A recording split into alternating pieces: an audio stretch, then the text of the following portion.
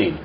We're here to discuss an HIV vaccine trial that is currently happening in the Colorado area in conjunction with a national study. And with us tonight we have Ken Miller, who has been working with gay men's health issues for approximately 30 years and has been actively involved with an HIV vaccine research for the last 10 years. And we also have a couple of the local trial participants. We have Ray Acasio and Brennan Sheets. Thank you so much for being with us tonight. Thank you.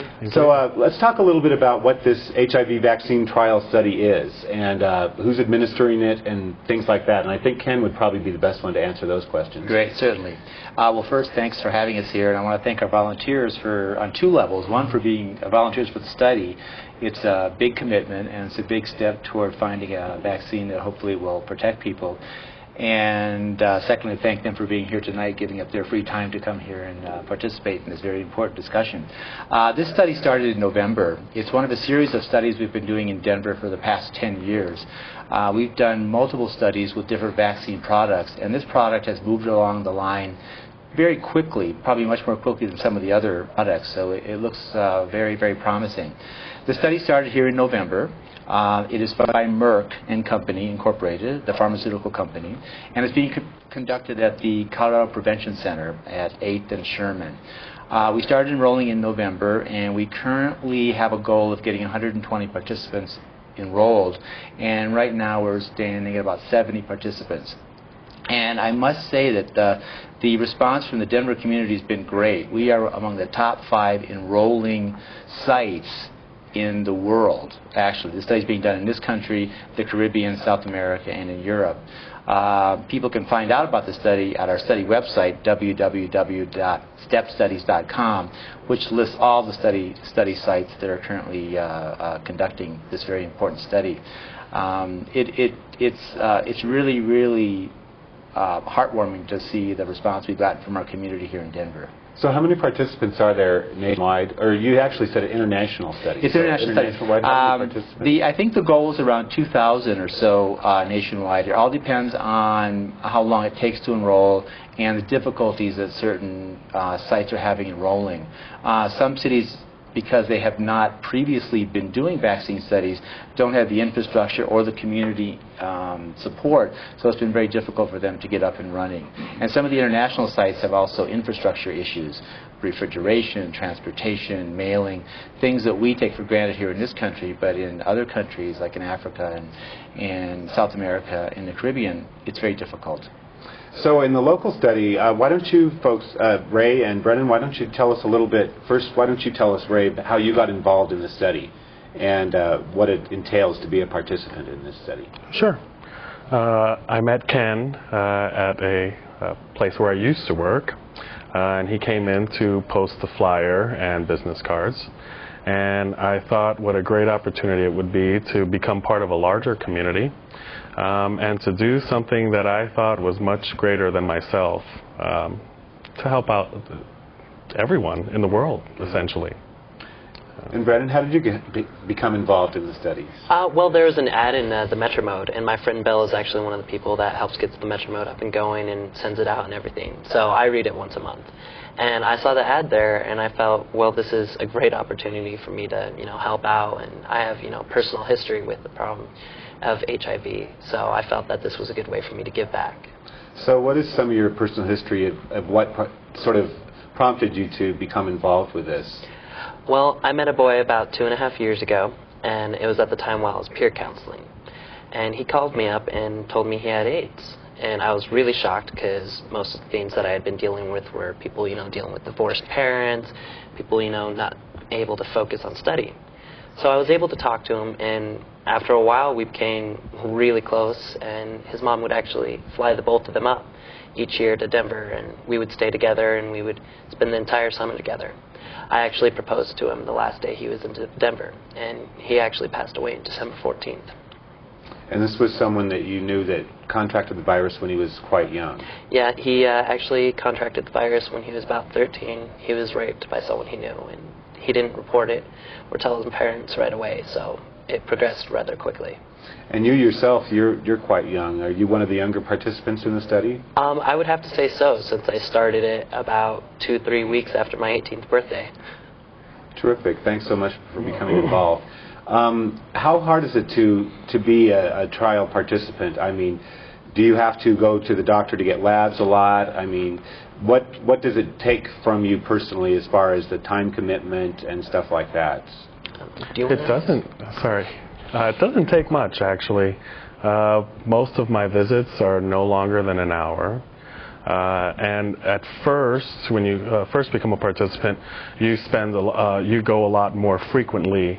I've just received my third and final shot injection, and now I'll probably go every 6 months, and they'll monitor my blood, they'll monitor my immune system, and stuff like that. So it's just every 6 months, so that's not really that much of a time constraint? Not at all. Time commitment.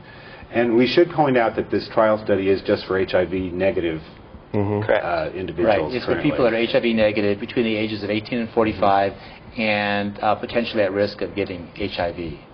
So what kind of things do you do to ensure that the vaccine participation itself is not how should I say this? It's not really the danger of the study participants, that the vaccine itself isn't a danger. I mean, what steps do you take to assure them? We go through a very strenuous exercise in the very beginning of the study, going through what's called the informed consent process. It can be somewhat tedious, as these guys could probably attest to, but it's a very important process. The informed consent is a document that lists all the rights and responsibilities of study participants, what benefit it is to them, if there is a benefit, and the risk associated with it. We make it clear in the very beginning any possible problems that could happen to the person. We don't want this to mess up someone's life. If it's going to mess up your life, we don't want you to be in the study. We want this to work good for you.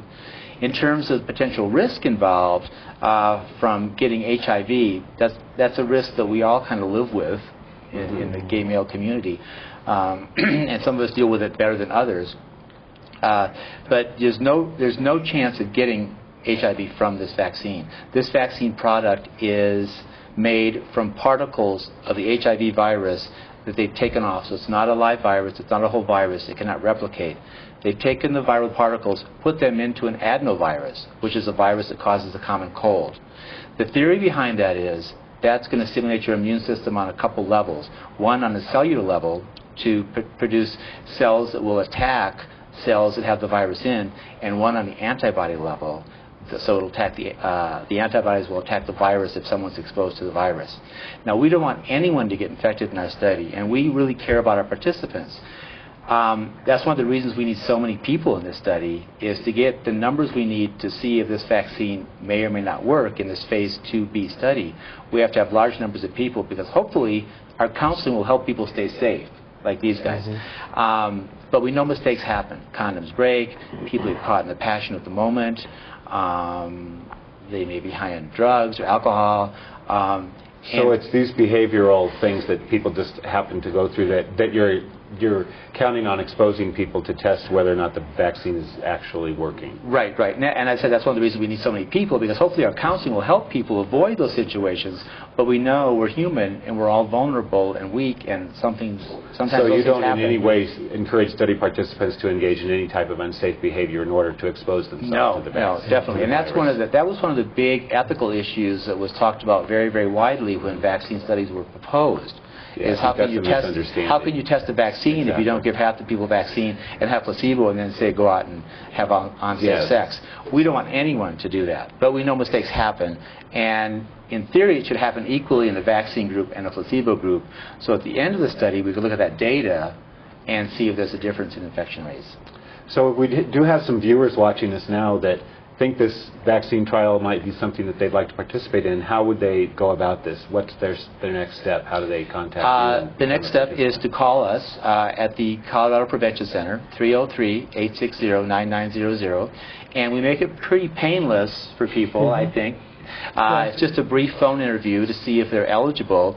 If they're eligible, then we make an appointment for them to come in for, let's say, an hour to an hour and a half, physical, questionnaire, going through the informed consent, and then if everything comes back okay and they still want to proceed with it, we get them back in a week or 10 days for their first shot. Terrific. And then we follow them up. I keep telling people it's a long-term commitment. It's 5 years, so we get to know you really well over that course of 5 years. So that's how long the trial is, and that it'll be at least that long before a vaccine is developed. And this is just one step of the trial, so that doesn't even mean the vaccine will be available at that point. This is a phase 2B, meaning it's gone through phase 1 and phase 2A, and it's gone to phase 2B, which looks at safety, immunogenicity, and efficacy. Does it actually protect people? Sometimes studies can roll in from a 2B to a 3, which is the actual efficacy study, or they may start a new 3. But so we're still talking several years out. It's several years down the road, correct. To be developed. Correct. Terrific. Well, thank you so much for your information tonight, guys, and for your participation. Thank you. Thank you. Thank you.